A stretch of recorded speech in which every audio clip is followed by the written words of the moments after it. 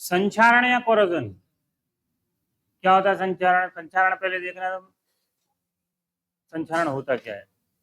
लोहा है, अगर लोहे को अपन पानी डाल दें, पानी के संपर्क में आ जाता है तो धीरे धीरे जंग उसमें लगने लगती है। तो लोहा जंग के साथ अभिक्रिया कर, जो लोहा जल के साथ अभिक्रिया करके जंग, क्या बनाता है? जंग। और धीरे धीरे लोहे का क्षरण, संक्षारण होने लगता है। संक्षारण माने धीरे धीरे गलने लगता है, जैसे कहते हैं गल जाता है। लोहा गल जाता है, थोड़ा हल्का हो जाएगा। जैसे लोहा ठोस है, अगर ठोस है लोहा तो उसमें वेट कम हो जाएगा। और चादर वगैरह है, चद्दर है लोहे की, तो उसमें छेद होने लगते हैं, फटने लगता है, टूटने लगता है, चटकने लगता है, ठीक है? तो संक्षारण, इस सभी क्रिया को कहते हैं संक्षारण। दूसरा, अम्ल के संपर्क में आ जाए। अम्ल का मतलब जानते हैं? अम्ल का मतलब हो गया, जैसे अपने बैटरी है, सबके यहाँ बैटरी होगी, इन्वर्टर होगा, है ना? कभी तुमने देखा होगा उसका पानी अगर लीकेज हो रहा हो कहीं से, या पानी कहीं गिर जाए, तो सीमेंट या फर्श हो या जो भी हो आपके यहाँ, उसमें अभिक्रिया कर लेता है, उधर भी आपके संक्षारण होने लगता है। अगर टाइल्स है तो छेद वगैरह उसमें, उसका जो रफनेस हो जाएगा, जितना चिकना टाइल्स होगा खराब हो जाएगा, ठीक है? अगर ये सीमेंट है तो सीमेंट भी अपना धीरे धीरे उखड़ने लगेगा या गल जाएगा इस तरह से। अब जो धीरे धीरे इकट्ठी नहीं, धीरे धीरे विक्रिया होती है, एकदम से अम्ल गिराव एकदम से नहीं होगी, धीरे धीरे विक्रिया होती है, इससे अपन संक्षारण कहते हैं। और दूसरी विक्रिया संक्षारण और है, जैसे अपना अम्ल वर्षा होती है, जानते हो? पहली बारिश में एसिड गिरते हैं। एसिड माने हाइड्रो नाइट्रिक अम्ल और सल्फ्यूरिक अम्ल। ये आते कहाँ से हैं? वायुमंडल में सल्फर डाइऑक्साइड भी है, नाइट्रिक ऑक्साइड भी है, जो हाइड्रोजन के साथ वहां क्रिया करके अम्ल बना देते हैं, सल्फ्यूरस बनाते हैं, फिर सल्फ्यूरिक बन जाता है। और पहली जब बारिश होती है तो जल के साथ मिलकर ये टपक जाता है। इसलिए नानी कहती थी, दादी कहती थी, तुम्हारी क्या कहती थी?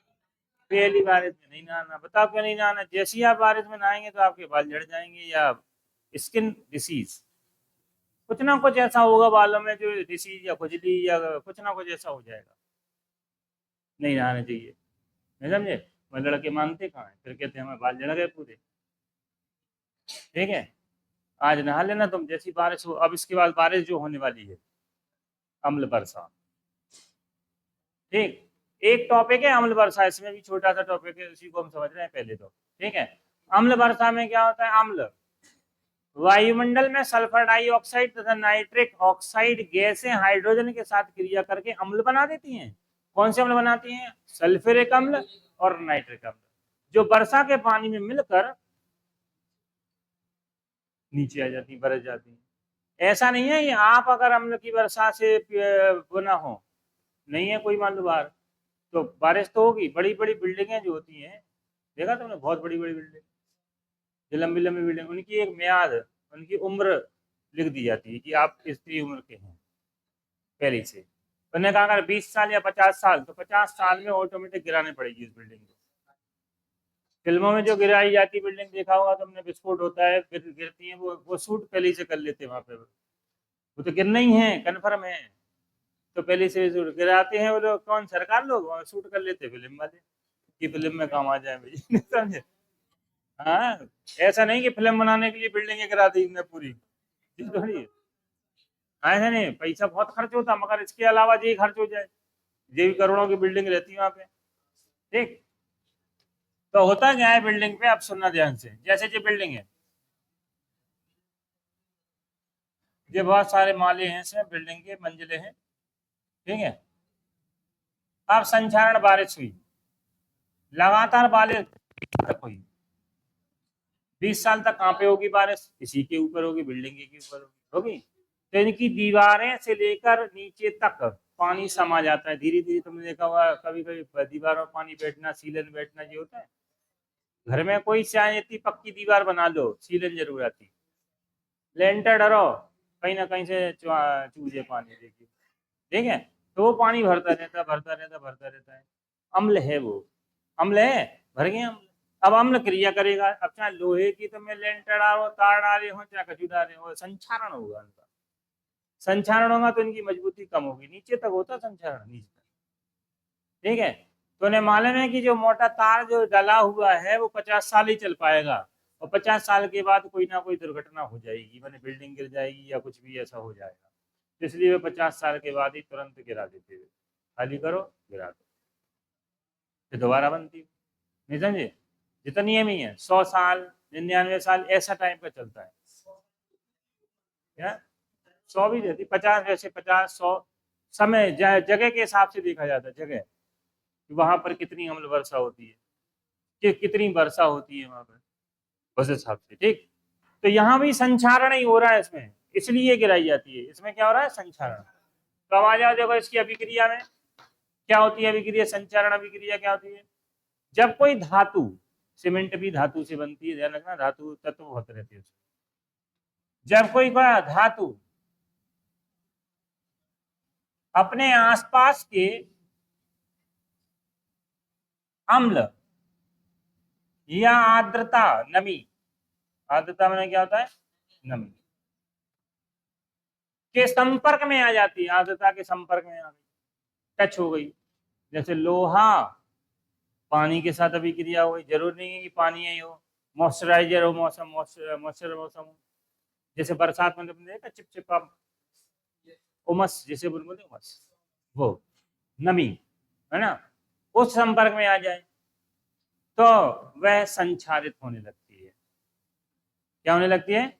इस प्रक्रिया को संचारण कहते हैं। इस प्रक्रिया को कहते हैं संचारण। तो जब कोई धातु अपने आसपास के अम्ल तथा आर्द्रता के संपर्क में आ जाती है तो उसका संचारण या संचारित होने लगती है। संचारित और संचारित होने लगती है, इस अभिक्रिया को या इस प्रक्रिया को संचारण कहते हैं।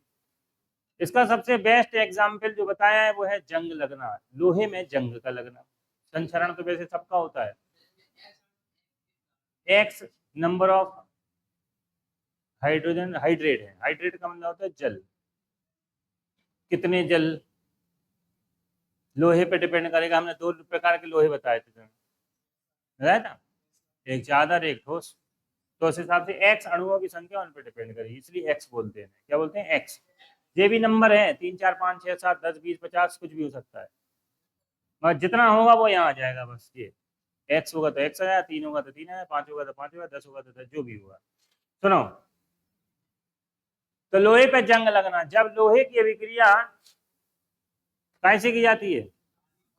पानी की जरूरत है। सबसे पहले इसका ऑक्सीडेशन माने ऑक्सीकरण होता है, इसका ऑक्सीकरण होता है अर्थात वायु के संपर्क में आता है पहले। फिर ये यौगिक जो बन गया वो जल से अभिक्रिया करके, ये जल है नमी वाला जल, जल नमी का भी हो सकता है, डायरेक्ट जल भी हो सकता है, कोई सा भी, ठीक है। अभिक्रिया करके ferric oxide hydrate, ferric oxide hydrate, ये हाइड्रेट H2O, जल को दूसरा नाम कहते हैं हाइड्रेट, हाइड्रेट बना देता है, जिसे हम जंग कहते हैं। ये जंग वो पदार्थ निकलता है, अपन खरोंच भी सकते हैं, जंग आ गई। वो लोहा नहीं रहता, लोहा खत्म, जल के साथ अभिक्रिया करके जिसे कहते हैं क्या बन गया? जंग बन गया। जंग बन गया या समझ लो मिट्टी बन गया, मिट्टी की तरह हो जाता है। करते रहो, क्या है, जब लोहे की ऑक्सीजन के साथ अभिक्रिया करती है तो यह ऑक्सीकरण हो जाता है इसका, और यह यौगिक जल के साथ अभिक्रिया करके फेरिक ऑक्साइड हाइड्रेट बना देता है, फेरिक ऑक्साइड, जिसे हम जंग कहते हैं, जिसे हम क्या कहते हैं? जंग।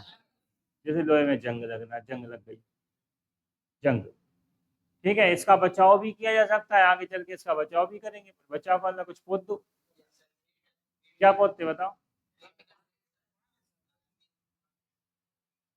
सबसे पहला लोहा आया, क्रीमियम को क्या बोलते हैं? लाल लाल कलर को, लाल, रेड ऑक्साइड। अपन बोलने लगे प्राइमर, मगर वास्तविक नाम इसका रेड ऑक्साइड, रेड ऑक्साइड बोल दिया जाता है। जो पानी अगर आ भी जाए इसके तो पानी के साथ अभिक्रिया नहीं करेगा, परत जमा देता है, एक परत बन गई। अब लोहा भी, लोहा और पानी के बीच में परत आ गई तो अभिक्रिया नहीं हो पाएगी, तो जंग काई की लगने।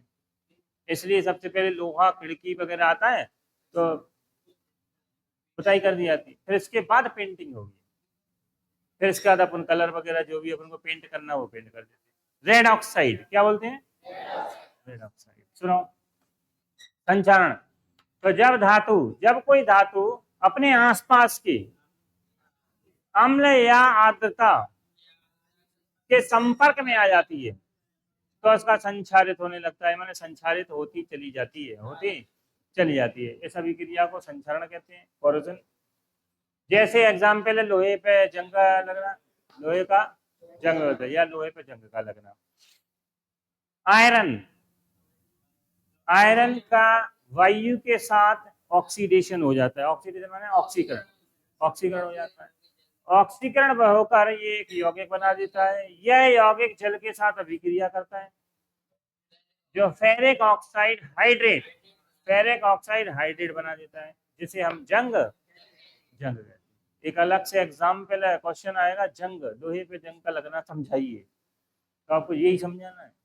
अलग से टॉपिक आता है संचार, हिस्सा लाया था संचारण, हिस्सा लाया था ये पूरा 2 नंबर को आओ तो संचारण जी इतना सा, कितने नंबर का संचारण। तो संचारण क्या था, जब कोई धातु अपने आसपास के अम्ल या आर्द्रता के संपर्क में आ जाती है तो संचारित होती चली जाती है, संचारित होती, संचारित माने उसका संचारण होने लगता है। इस अभिक्रिया को, प्रक्रिया को संचारण कहते हैं। जैसे एग्जाम्पल है लोहे पर जंग का लगना। आयरन की ऑक्सीजन माने वायु, वायु के संग संपर्क में आके ऑक्सीडेशन हो जाता है, ऑक्सीकरण हो जाता है, और यह यौगिक जल के साथ अभिक्रिया करके फेरिक ऑक्साइड हाइड्रेट बना देता है, जिसे हम जंग कहते हैं, जिसे हम क्या कहते हैं, जंग। बताओ भाई, सबके समझ आ गई? निकाल लो मैच में क्या था।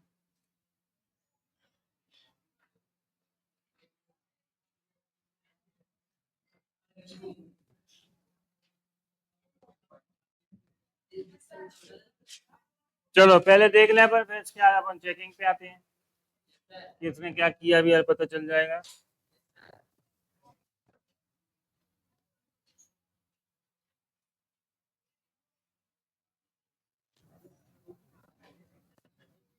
यहाँ देखो, A X square plus minus 3ab(x) plus 2b² है, और विधि है पूर्ण वर्ग। कौन सी विधि है? पूर्ण विधि में एक्स स्क्वायर के साथ में कुछ भी हो, कॉमन हो चाहे ना हो, कॉमन ले लो, ले लो। ए स्क्वायर कॉमन ले लिया, बचा एक्स स्क्वायर माइनस, इसमें कॉमन तो है नहीं है, तो क्या लिखोगे 3ab(x)(a²). इसमें भी कॉमन नहीं दिख रहा, तो क्या लिखोगे 2b² (a²) बराबर 0। ये का चला जाएगा, काम खत्म। यहाँ पे एक ये कैंसिल हो रहा, बस देखो हो गया ये, क्या बच्चा को देखना है, x² माइनस का 3bx/a प्लस का 2b²/a² बराबर a²। माइनस है तो माइनस, 2 इंटू इसके अंदर जो है वो लिख दो,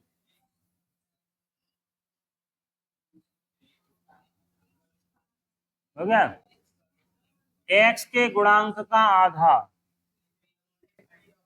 3b/a था, इसका आधा कर दो, बता क्या आया, 3b/2a। जो आ जाए उसी का स्क्वायर जोड़ दो, उसी का स्क्वायर घटा दो,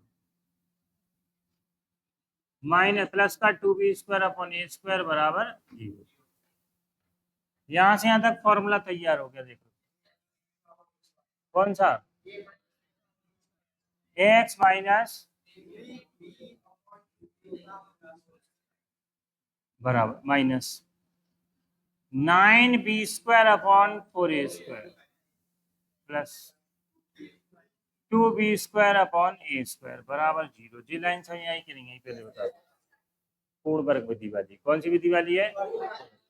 अब इसके बाद जो जो बातें हैं सबको उठा के सब ले आओ। कौन कौन सी बातें हैं, जे एक्स वाली यही ना दो, इन दोनों को उठा के सब ले आओ। तो ये आ गया एक्स माइनस 3b/2a का होल स्क्वायर बराबर, ठंडी हवा नहीं है, पानी खत्म होगा मजा है, गर्म आ रही है? बंद कर दो, बंद कर दो, गर्म आ रही है, वो पीछे वाला भी बंद कर दो।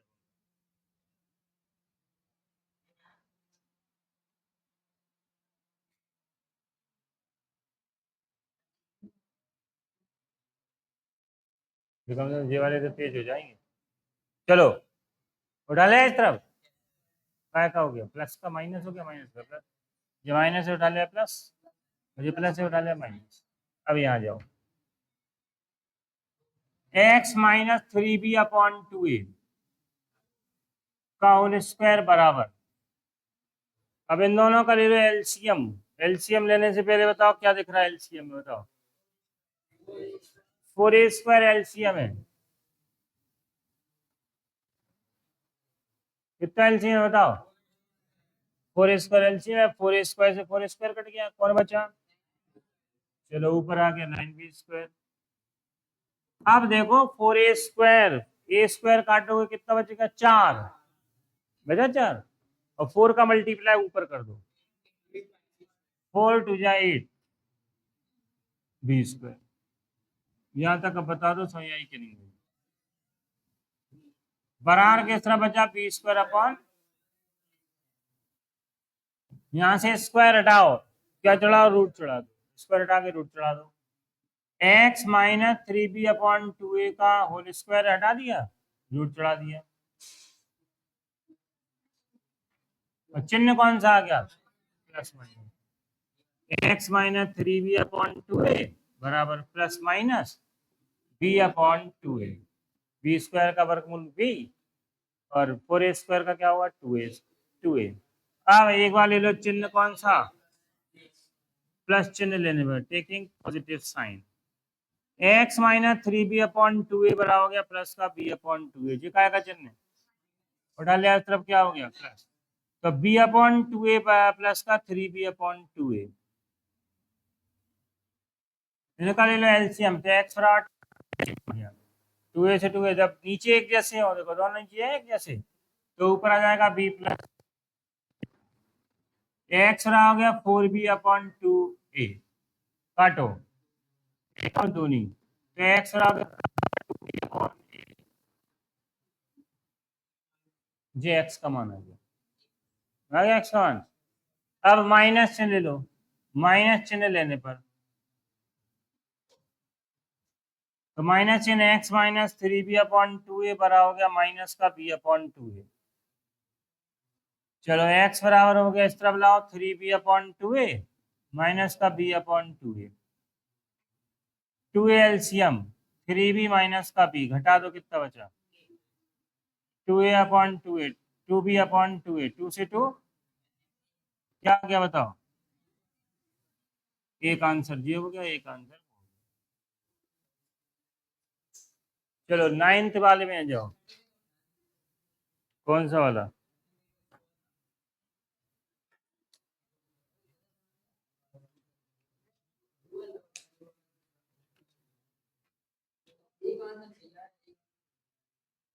ये तो बताया था पूरा, मैं नहीं बताया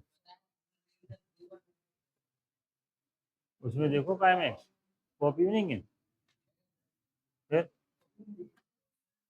गलती देखो तो भाई कहाँ पे है, छोटी सी गलती होगी और कहा होगा, फिर जी तो कह रहे हैं कि गलत आ रहा, काम में गलत होगा, हमने जो कराया वो। चलो देख लो छठवें का चौथा फिर से एक बार और, 3 into 3x minus 1 upon 2x plus 3 minus का 2 into 2x plus 3 upon 3x minus 1, यहाँ ध्यान दो। सुनो भाई, बराबर के इस तरफ कौन है? 5,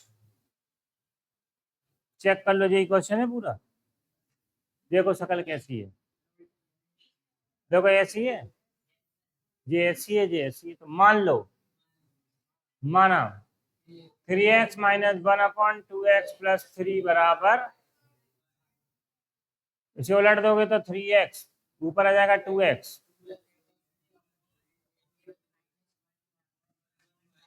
1 अपॉन वाई, वैल्यू पुट कर दो।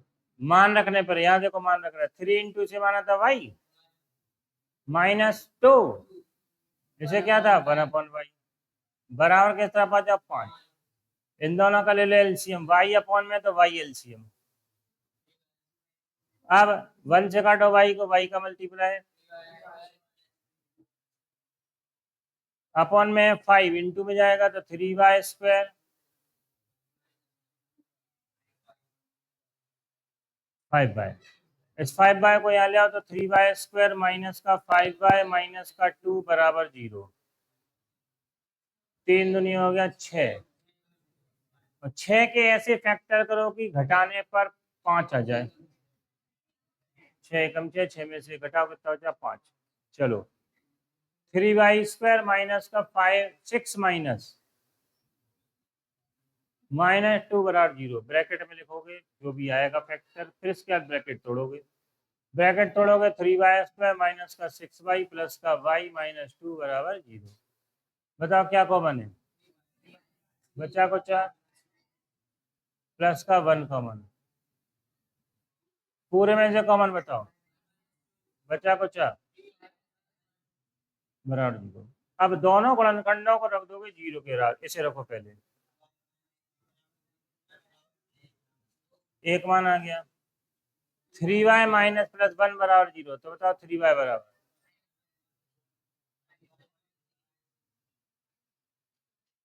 कितने मान आ गए? समीकरण एक ही में रखना है दोनों। गलती नहीं करना कि यहाँ रह या फिर दोबारा। सब लोग ये कर रहे हैं कि दोबारा में रखना, एक ही में रखना है दोनों। y के मान दोनों है क्योंकि समीकरण एक में y बराबर 2 रखने पर 3x माइनस 1/2x प्लस 3, यही था भाई। और y का मान कितना रखना है? 2। तो जहां पर y है उसका मान रख देना 2 रखो। तो क्या है बताओ? 3x माइनस 1/2x प्लस 3 बराबर 2। अपॉन में 2 ले जाओ क्योंकि 1 है नीचे, कुछ नहीं हो तो कैंची गुणा। 3x माइनस 1 बराबर 2 टू द 4x प्लस का 2 3 6 कैंची गुणा।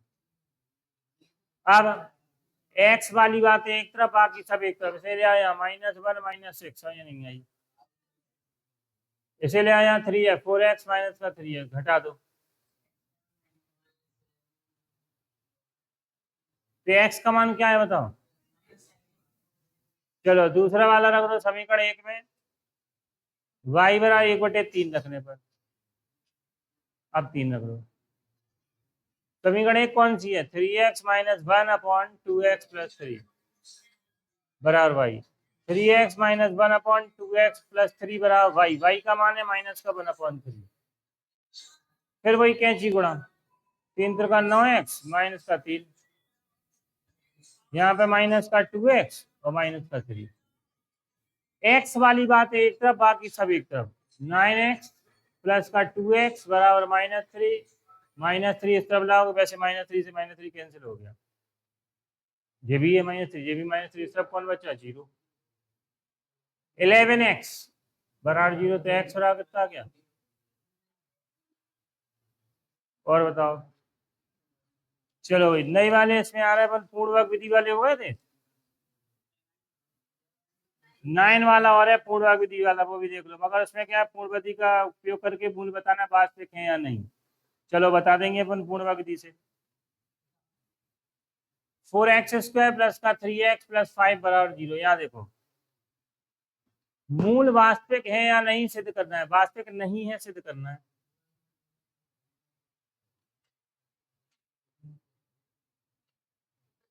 यहाँ देखो, रूट में अगर माइनस आ जाए, कोई भी संख्या, -1 -2 माइनस कुछ भी आ जाए, तो समझ जाओ मूल वास्तविक नहीं होते हैं। कहीं रूट के अंदर माइनस हो तो वह रियल नहीं होता, वास्तविक नहीं होता है। ठीक, यहाँ जाओ बताओ। पूर्व बनाने तो 4 कॉमन है, हो या ना हो?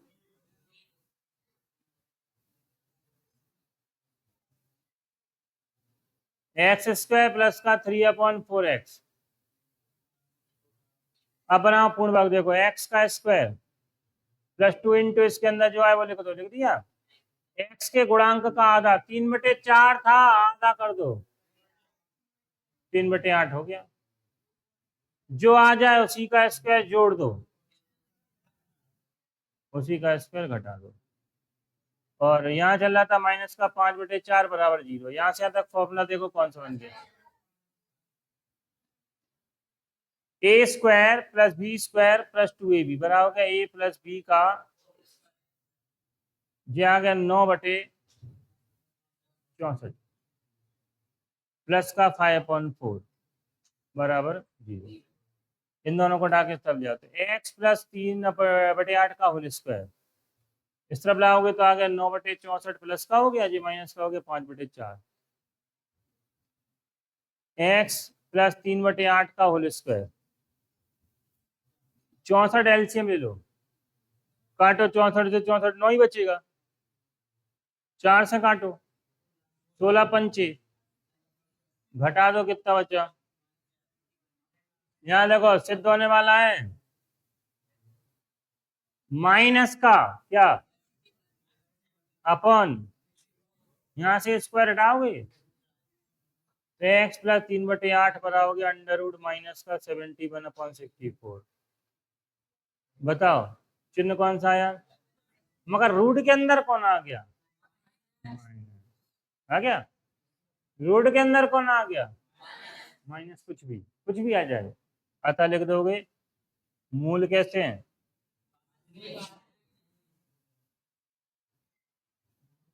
रूट के अंदर, क्या माइनस कभी सॉल्व नहीं होता है, रूट के अंदर वो माइनस सॉल्व नहीं होता है, इसलिए कौन सी संख्या कहते हैं, काल्पनिक। इस संख्या का नाम क्या है, काल्पनिक, यह वास्तविक नहीं है, यह वास्तविक शब्द। अब बची सूत्र विधि तुम्हारी, इसके बाद इसी एक्सरसाइज में सूत्र विधि। हाँ 10वां क्वेश्चन है सूत्र विधि से। अब सब